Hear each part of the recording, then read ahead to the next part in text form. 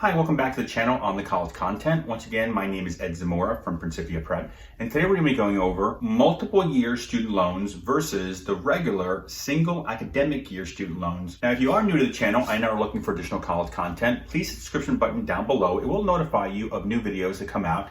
As well as if you do enjoy today's video, please leave us a like and a comment. It does help the channel. Now let's jump into today's video. Multi-year student loans versus the traditional single academic year student loans. Now over the last couple of years, a new trend that's kind of taken hold is loan companies, student loan companies specifically, offering multi-year loans to help cover anywhere from 2, 3, even 4 years in the future for your student's college education by applying one time versus what typically most families do is take out the traditional academic 1 year loan and every year reapply for that academic 1 year loan. And I've been getting a lot of questions from a lot of parents asking, what is the better way to go? Is it better to lock in the multi-year loan for the students, or is it better to apply every year that comes up for the student loans? So what we're going to do today is we're going to go over what is actually a multi-year student loan versus the regular traditional 1 year academic student loan that most students take out. And hopefully with this video, you're gonna have a better sense of how each one of them work and hopefully what direction makes sense for you specifically. Now, if you are looking to find out who has the best loan interest rates and terms at this point in time in the year, we do have in the description down below our top 3 lenders that we like the best at this point in time based on their interest rates and terms available for families.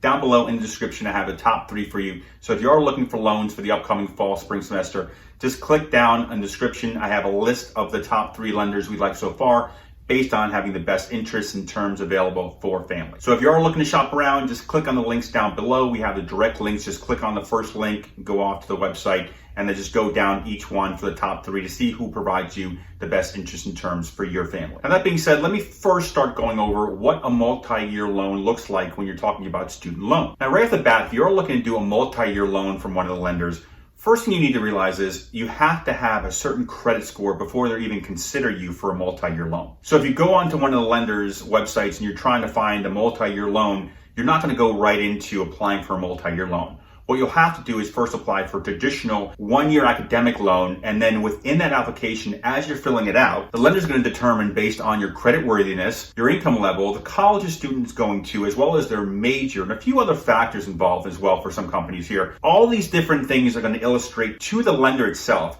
if you are a viable candidate for them to offer you the opportunity to do a multi-year loan. Now, typically for this, they're going to want a high credit score. That's one of the first criteria. Now, let me go over 2 of the biggest companies doing this nowadays, the multi-year loan, student loan option, and that's Discover and Citizens Bank. Citizens Bank is actually one of the first companies to do this. They've been doing it for a few years now. Now, the interesting thing is, when it comes to multi-year loans, they don't actually exist, to be honest with you, in reality. Now, let me explain what I mean that after the first year for both companies that offer multi-year loans, that the loan doesn't actually exist anymore. Both companies, both Discover and Citizens Bank, will do a hard credit check on you, basically a hard credit pull on you the first year to make sure that you're at the level where the credit worthiness portion of the application fits their criteria to even provide you with a multi-year loan. Then after that first year, every year going forward, they will do a soft pull, which means it doesn't affect your credit, doesn't show up on your credit score. It won't adversely affect your credit score. So both companies from the get-go have to basically doing a traditional application, give you the authorization to be able to do a multi-year loan or even to offer you the option of it. Then they're both going to do hard pulls the way every other lender is going to do.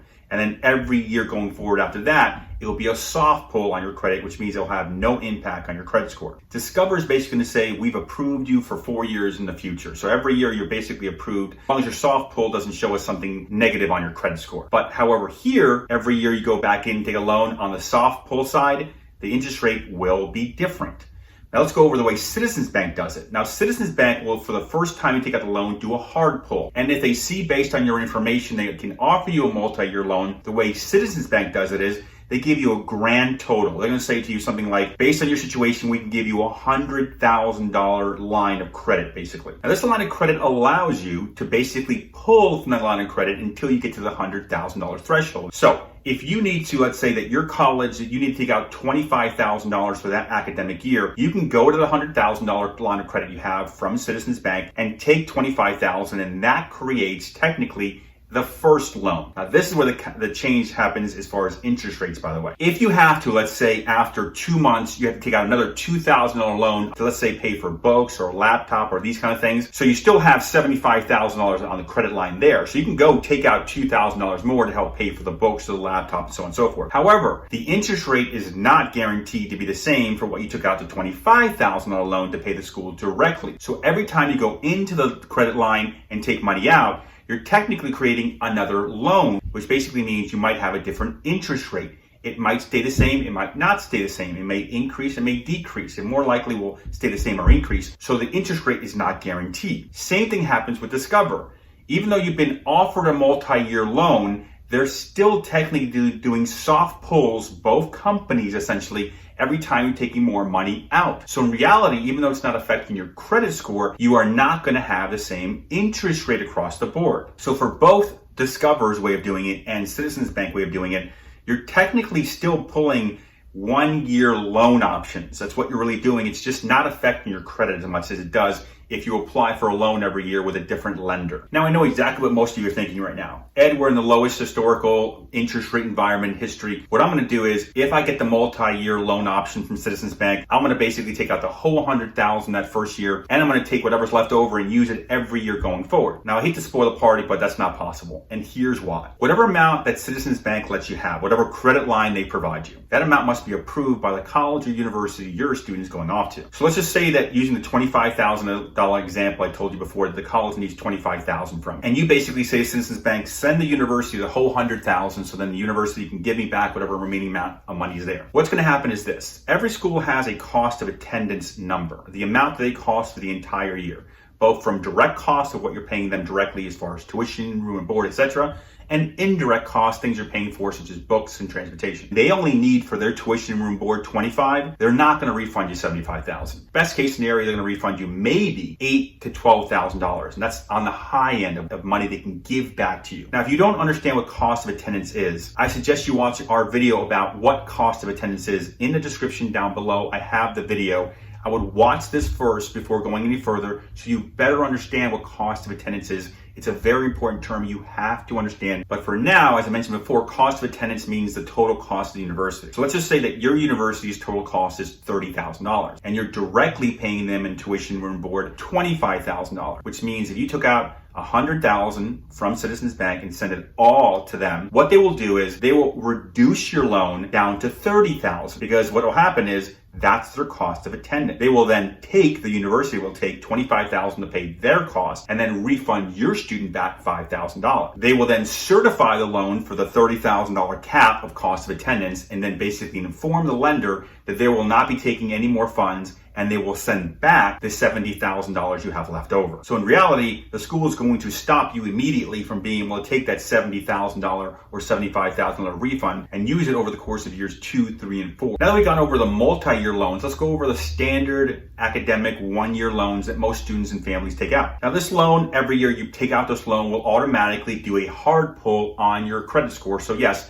it will drop your credit score down a bit. Now, when it comes to the yearly loans, typically the credit score required is roughly around 620, 630. That's typically like the floor of which most lenders will need a credit score above that amount to be able to offer your student that loan, to be able to approve you essentially. And specifically the Parent Plus loan, the federal Parent Plus loan, they're the ones that have the lowest credit requirements, typically around that 620 range as well. They'll accept you and above. The private lenders and the state lenders will typically want scores higher than that. But that's kind of like the threshold to think about. 620 score is what we need. And also with the 1-year academic loans, you can take out as much as you need up into the cost of attendance, the same way you can do for the multi-year loans. As you can see here, the really only big difference here between the two different kinds of loans, multi-year versus the standard 1-year loans, is really just the impact on your credit score. The multi-year loans will have no impact on your credit score after year 1 hard pull is done. The yearly loans will have an impact because we're going to be doing hard pulls every year you take out the student loans. And as far as interest rates are concerned, they're basically going to be the same. There's not going to be very much, if any, difference, to be honest with you,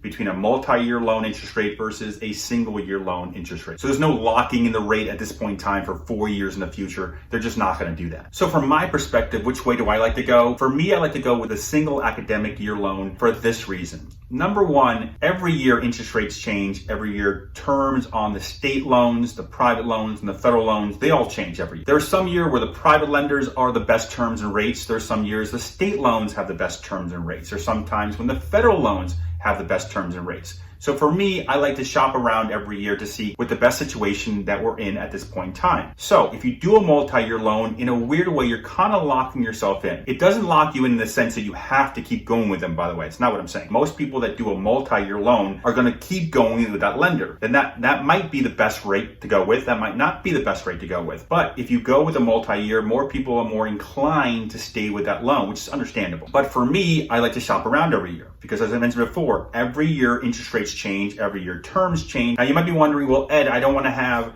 1 year federal loans, 2 years private loans, and 1 year state loans, and have 4 different loans out there or 3 different loans from different organizations. Now the reality is you kind of do want to do that. The reason that you want to do this is because every year, as I mentioned before, interest and terms change every year. Now what you can do at the end of the entire college process is obviously refinance your loans, which then allows you to lock it all into one loan, which you can do at the end, and then just have one lender out there you're paying every month. Now that's my preference. Now, of course, every family situation is different, and there will be some of you out there where the multi-year loan does make sense because it has a soft pull on your credit. Now that being said, if you did enjoy today's video, please leave us a like and a comment. It does help the channel, as well as on the screen now you see our contact information. If you're looking for our newsletter, please just send us an email. We'll send you our newsletter. It goes out every month. I just need to know what high school you're from and your grade level, as well as if you're looking for additional college content or college assistance on the admissions and financial aid end, please send us an email or shoot us a call. We'll be able to help you guys out with that as well. Other than that, thank you for watching our video today. Once again, my name is Ed Zamora from Principia Prep.